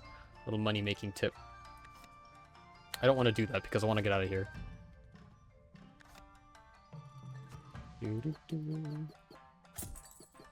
4 damage? I don't want to take 4 damage. There's nothing else really to freeze. What am I doing about the Burster? The Burster can... Burster is a little annoying, huh? Bum bum bum. Bum bum bum. That's okay. I'm not worried. Oh no, the crab. I can do this, and then we'll run the... this runs the chance of Gnome dying. Well, not really, because you can put him out of the row. The haze is gonna go on Jun Jun. It's not a big deal. It's not. In fact, I will take this additional money for free. It's free. Why wouldn't I take it? Jun Jun is a sleeper agent. It's funny because you can just kill Jun Jun and then the haze doesn't do its thing. Okay, lots happening on this board. Let's take a moment here. A lot of red counters. This is protected by 2 block. I can do this setup. It goes... Then Crab is dead on board.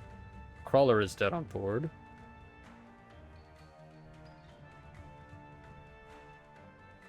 Actually, hold on. Wait, no, this 3 goes off. Yeah, this goes off first. This 8, sorry. Hold on. You grab her the Jinjin now. Then it goes hit, but then it's wasted because of the block. So you grab her the Crab to remove 1 block. Then you Tarblade your own Jun, and it goes hit, and it kills the Crab.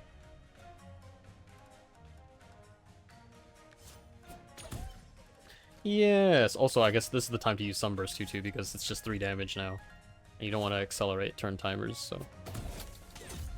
Bam!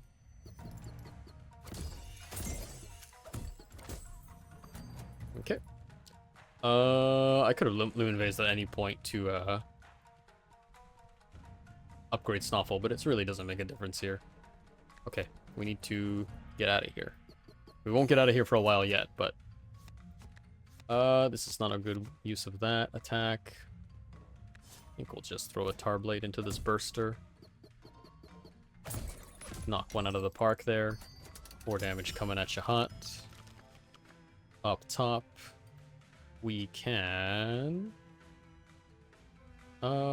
this is the most value Blizzard Bottle is getting, really. It's the burster attack you have to watch out for. And what am I doing about the burster attack? That is kind of annoying, huh? Oh, not really. Snuffle can tank the bursters. Don't know why I didn't see that before.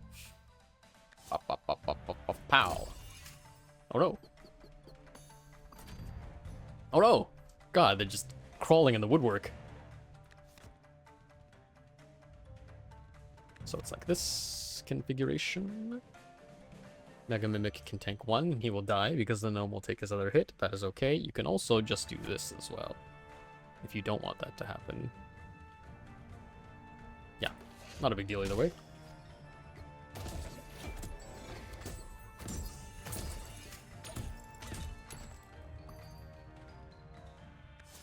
And now... 6 block? Oh, God. 6 block. I'm gonna start working the one behind.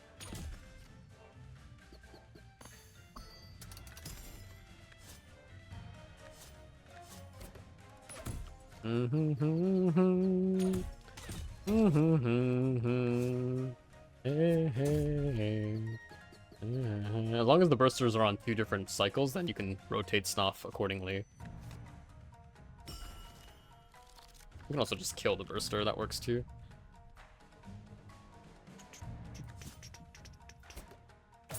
With my new and improved tar blades.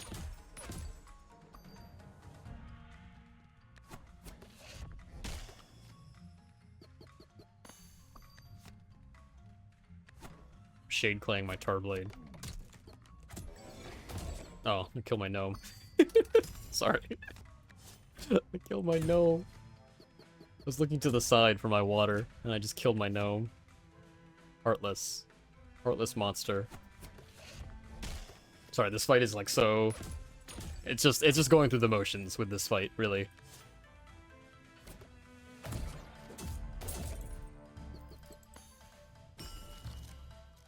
Gather around the fire and take a crack at Numbskull.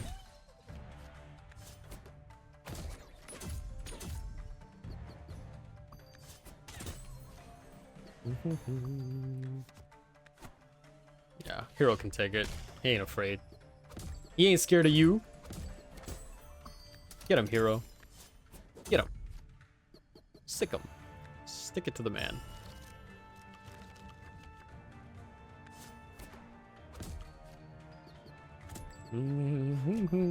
It's a good time to go up, get a snack if you haven't already. Nice. Excellent work, everyone. And by everyone, I mean me. Predominantly. Shop. We have so much money. Munch, munch, munch. This shade clay is, like, kind of useless. I'll be honest with you. I don't need this.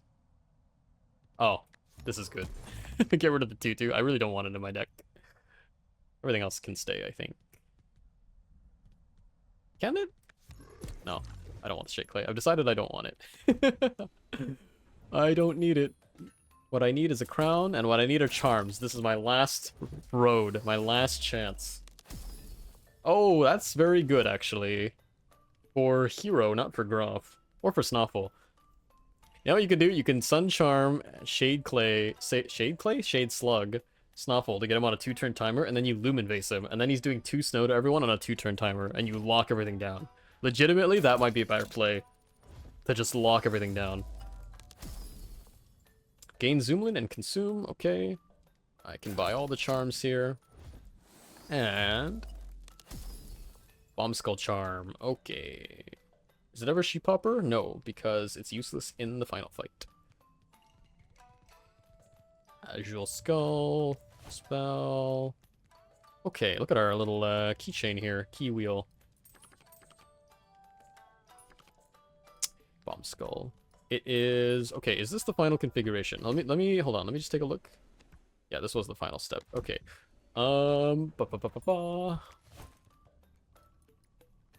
I think these heroes are the configuration.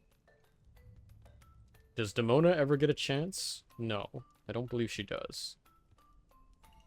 I don't believe she does. I'm thinking it's this for sure. Gnome can just take 2 tanks, 2 hits. I'm really thinking it is just Sun Charm. Unless, like, the only other consideration is Sun Charm Slade. Every time I say it wrong in a different way. Shade Slug, Hero. But then that's not very good either. I think we are just locking the board down. There are 2 enemies that have, like, resist snow, right, on the final fight. It's not going to do anything to them, but it's going to lock everything else down comfortably to buy us enough time. It's the best I've got, really. There's nothing else going on here. There really is nothing else going on here. Alright, Snuffle. Crowd control machine.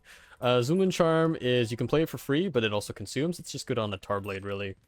You don't want to put it on these things because I need to use them multiple times.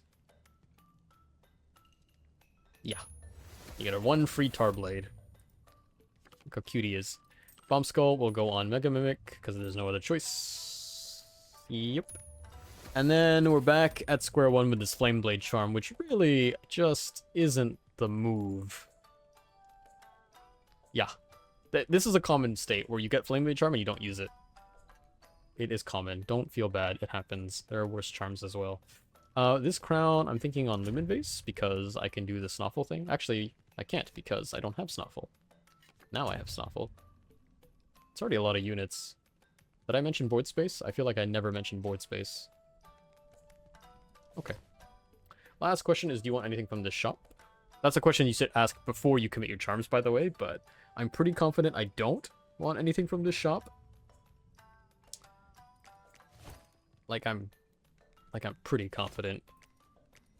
All we're doing is basically stalling long enough for Groff to slowly smack things down. It's a slow process. The main things to concern ourselves with is the bomber, bomber and the lancer, the barrage and the aimless attack. The barrage we can keep jumping infinitely. The aimless attack is the thing to watch out for, really. That's the thing we need to kind of accelerate on. What we can do is grab it into the front and start working it. Frostspell honestly isn't bad. It's something to do. And it's free. Whatever. We'll take the Frostspell. I feel like I don't have anything else to do. Let's kick it. This video is an hour 30. This video is an hour 30. It's gonna be over 2 hours. That's my song.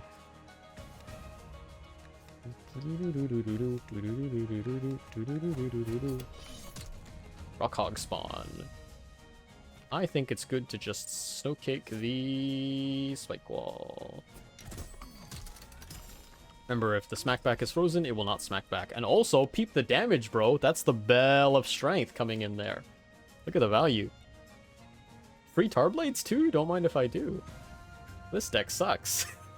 But we're making the best of it. We are making the best of it. Okay, don't hit the Frost Guardian if you can help it. We must try to avoid that situation. That's the idea. Rockhog is dead to hero without us doing anything. Frost Guardian will hit zeros as long as I don't hit the Frost Guardian. I can honestly just start working the top row. Yeah. There was no point in freezing the spike wall if I'm going to be tarblading it, but it's fine. I'm not concerned here.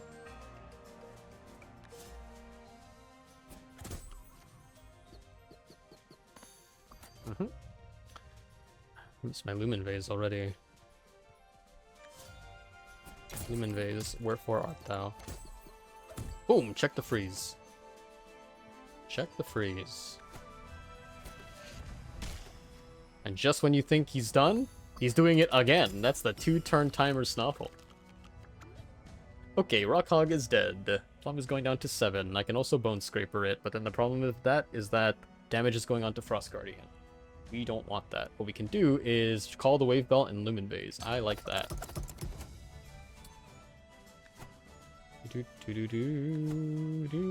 I forgot about the Iceforge spawn, by the way. That changes the breakpoint. It changes the breakpoint. But, actually, this is a clean 7. So what we can do is... highlighting, hovering this. This goes 6... like this first. 10, 10, and 6. Ooh, that's actually kind of nice, too. Check that out.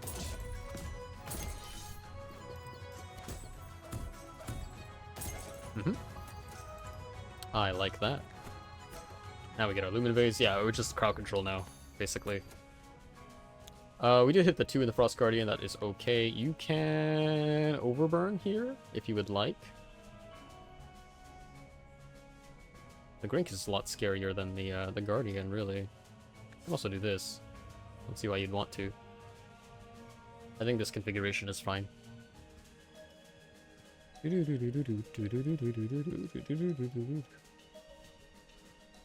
Actually, you know what's better? This is better. This is better. Oh no! It's 3 damage. You could have called the wave spell. That's okay. Doesn't matter. I have nothing to do. I have nothing to do. Yep. Timely Snuffle with this. Mega Mimic is something to be mindful of. We can give it a good smack. Just be wary of this is the only thing, this Crink. But with Snuffle on complete lockdown, it is of no consequence to me. At this point, it doesn't matter if Junjun hits into the Frost Guardian, I do not mind. The Grizzle is dead to the Gnome. And I will keep working away at this Mega Mimic. No trouble here. Junjun, I said I didn't mind, but I didn't think you'd actually do it. Silly goose. I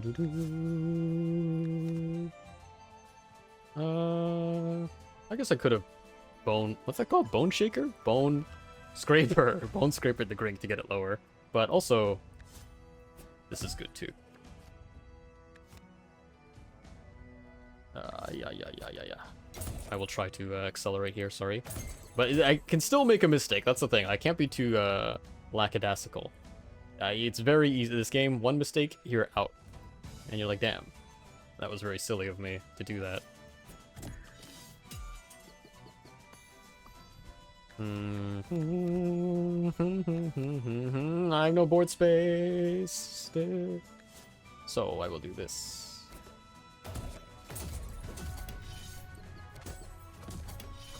You can tank this with Junjun or the Gnome, it doesn't really matter. I want the board space, so I don't mind this. Oh no, he's not even gonna get to attack.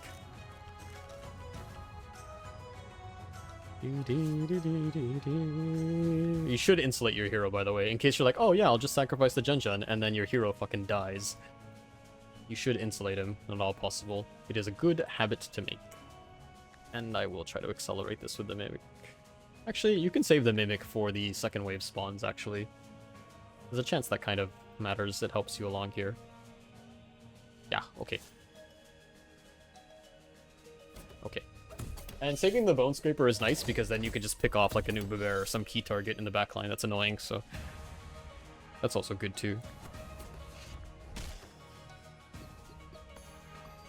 I'm trying to save the Mega Mimic, so I don't want it to go off on purpose. And I'm gonna Tarblade here, but then Groff is taking the Mega Mimic, so I can't. Unless I do this. Okay, sorry, 8, 16, 5, 10, 5. Okay, we're fine. Boom, boom. Okay, we flip it. Flip the script. Guess what? Phase 2. Didn't see that coming. Maybe you didn't. Maybe this is your first Wildfrost video. And you're like, holy shit, I had no idea. Okay, what you want to do is Bone Scrape with the Uba Bear. And then now you can start working this top lane pretty comfortably. Pretty nicely. Clean up the top end like this. Snuffle gets his freeze going. Don't waste your block on this 1 damage. 6 damage coming in here as well. Honestly, you can do it like this. I have no shortage of chump blockers. You might as well use them. You can have any number of things tank there for you. And... yeah, you want to bring one of them up. It doesn't really matter who.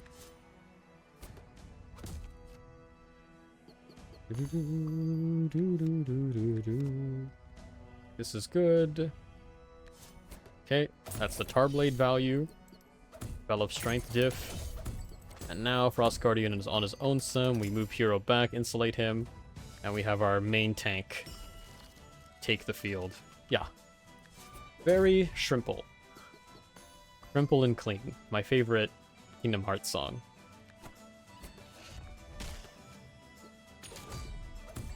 Phew! I like the sound effect of the block. That's very cool. Just chucking the tar blades. Still with me, viewer? Loyal viewer who watches all of my videos? Are you still with me?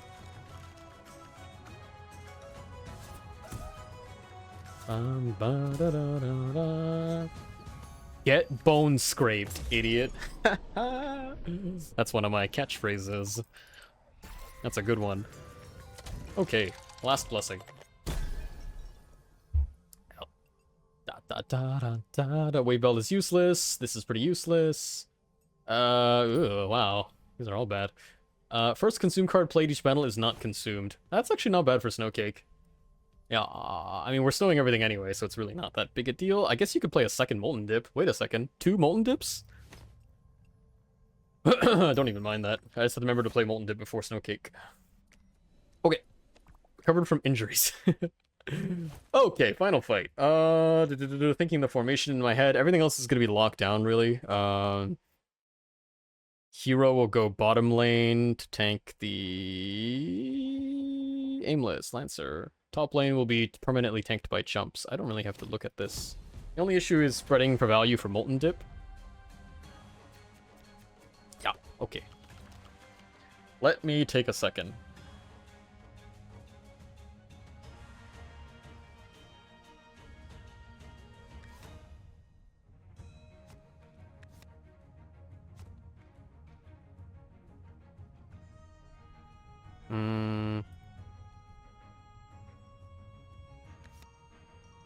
Gromp is more valuable than Gnome, for sure.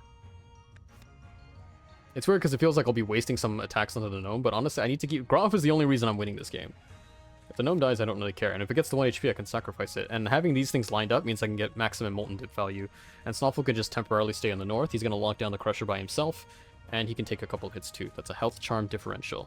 Make sure you play Gnome in front. Play Molten Dip first, so the breakfast spell tags in, so that goes back in the deck instead of consuming, because I don't need 2 Snowcakes, because I am going to be permanently locking down most of the board.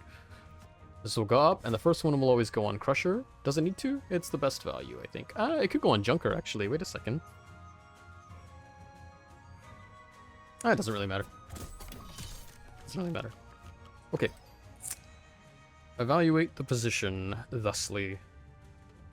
Frostspell is good for now because it temporarily reduces the Junker's attack to 0, which means it doesn't consume the block as long as I don't play a consume card thereafter.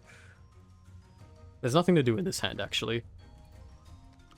The only thing for me to do is to find Lumen Vase first and to slap it on Snuffle. Now, is that worth a redraw? If I redraw for that, then Gnome eats a hit on his block, which is not the worst thing in the world. This Frostball always gets good value because of the Jailer and the Lancer as well. Critically, and most importantly, is that this 2 puts it below Grof's HP threshold. So the Frostball is very good here, actually. And I think I will play it. And I purposely don't play a Consume card here as to not waste that block. It's a shame that Snuffle doesn't get the Lumen Vase here, but he will always get it later. If you play any summon in the top row, it gets instantly obliterated with Barrage. There's no point in doing that unless you want to pay the 2 turns to set up a sacrifice. It's 1 turn to set up a sacrifice because of Grabber. So actually, that's not so bad. And it's not like we have any more damage scaling to do. That's not true. We have Molten Dip to do scaling, but that's okay. There's nothing else to do in this hand. That plays me 2 cards and gets me out. That plays me 1 card, actually, because Grabber doesn't count. I'm debating whether or not to redraw in this position, basically. You redraw and then what? Then you're also not doing anything. This deck doesn't do anything. Okay. You can also, I mentioned this before, but in case you don't know, you can purposely do this to move units around. This will bypass the Jailer's influence. This is a very, very critical thing to get key units out of position. Or into position, depending on what you're doing. I want to keep these units lined up because I need to get my Molten Dip going again. Then they can move. Unfortunately, Molten Dip is here, so I won't be seeing it for a while. I won't be seeing it for a while.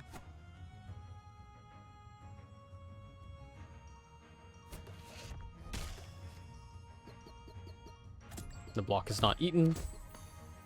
We put some snow on the board. Now you can consume this. If you would like. And it's kind of good to get it out of my deck, actually. Even though the grabber is free, the gunk fruit permanently goes out of my deck. You're scaling up the junker, but that's always going to happen. I'm putting 16 into the jailer.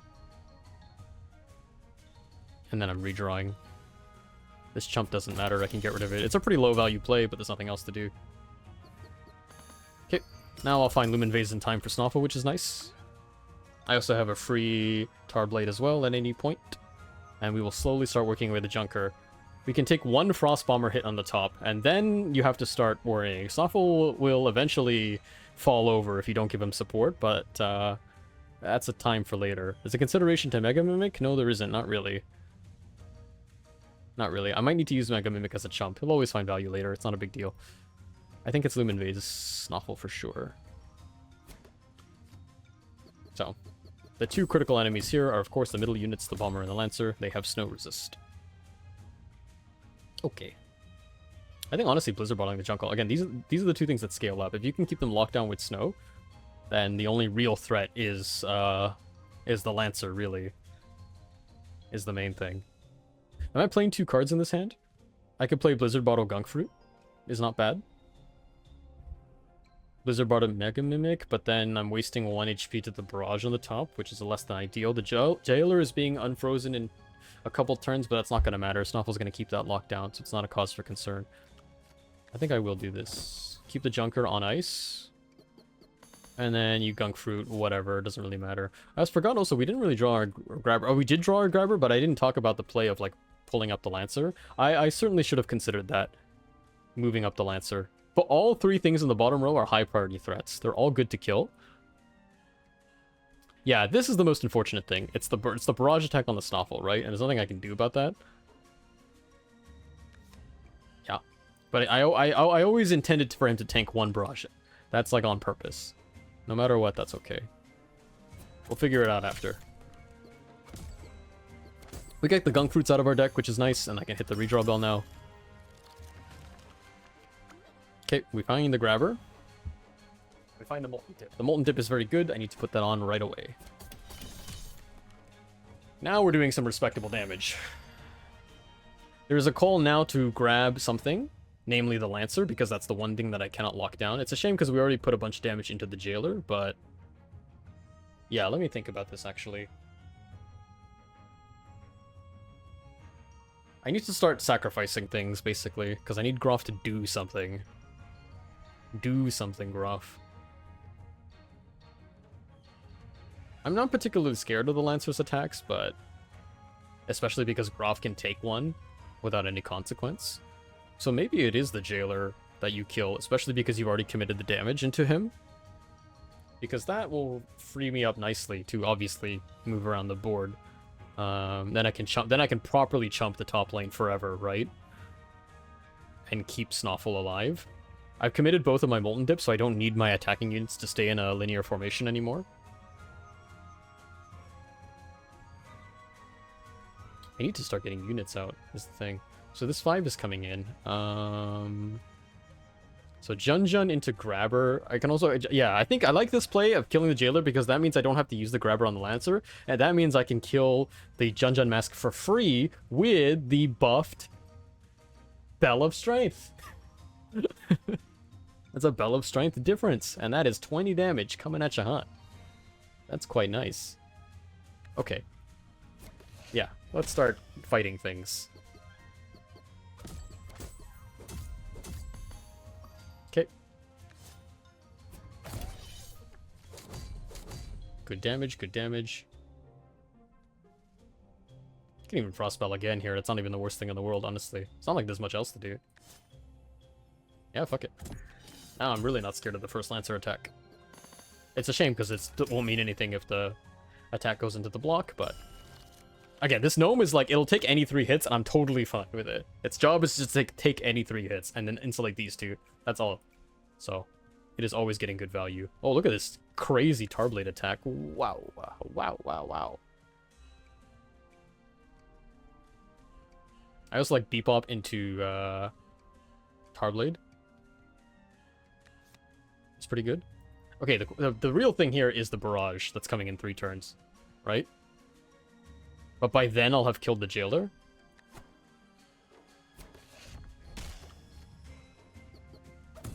We hit the hero. That's probably the best hit for us, actually, in this case. Normally I wouldn't say that, but hero is very tanky in this instance.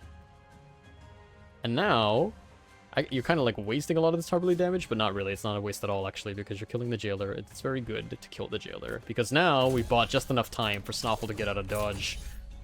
So now we can actually move freely. That's very good. We can free roam the board. Might as well get Mega Mimic out. He also has Bomb Skull Chum. He explodes for 8. That's probably not going to make a difference in this fight, but it's something to consider. Next target of priority is going to be the Lancer. For sure, for sure, for sure. And we can do this as well to just start pumping damage into the Lancer. I will go so far as to put these Tarblades into him, and I will redraw. This Crusher will never get to play the video game. Ever.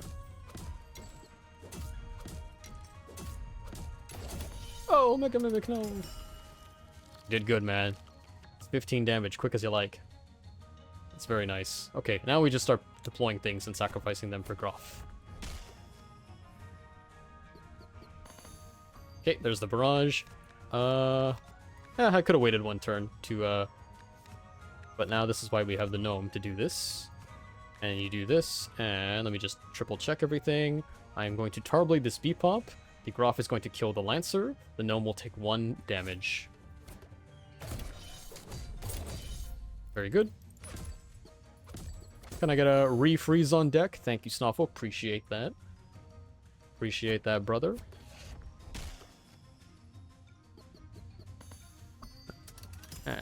Deploy a 14 into this. Kill the Junker. Everything is great. Everything is good. And yeah, slowly but surely we'll whittle our way out of this fight. Yeah, really just a Snoffle differential.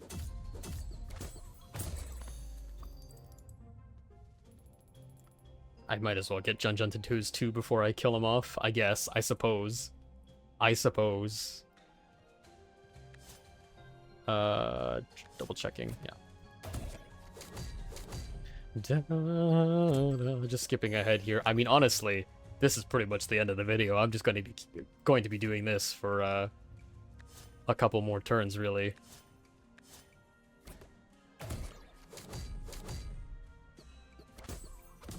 Keep it locked down. The only thing is like the barrage, I suppose, but even then, even if your hero gets hit by 2 barrages somehow, because you're just too lazy to move him, he's still not dead in this spot, so that's free. Grab our redraw, and now we're just going to be finding some more masks and some more blades.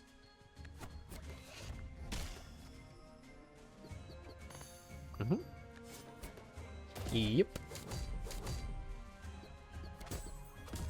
Oh yeah, video-wise, length-wise. Oh my god, don't look at the video length. Just don't look at the video length. If I don't look at it, it doesn't exist. Oh no, a barrage. Gasp. Gasp. I can freeze, actually. And now we can do this. Into this play. I hope these are helpful, these videos. That's all. Yeah, that's where that thought ends. It's like, I hope this is helpful. I really hope it's helpful for some of you. I try my best. Nice. And that's it. That's the run, man. So yeah, this isn't like really the full extent of the sacrifice package. You could do a lot more things if we had like better damage scaling. But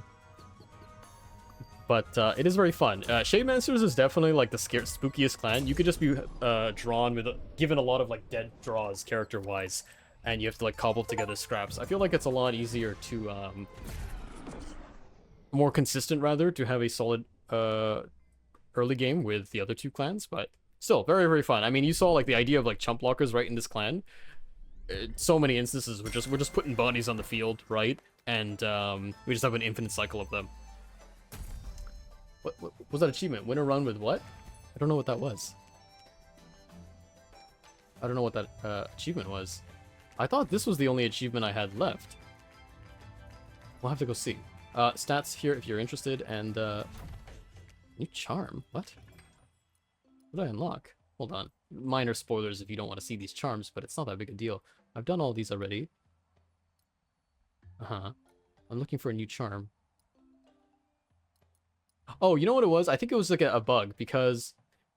Yeah, I already had this. I got a Steam achievement for winning a run with a naked gnome on your team, but I haven't done it since the update, and this achievement charm is post-update, so that's why that procced. I already did it before, because you saw the gold frame on the gnome, but it procced again because I won another fight with the gnome. That's what happened. Okay, great, excellent.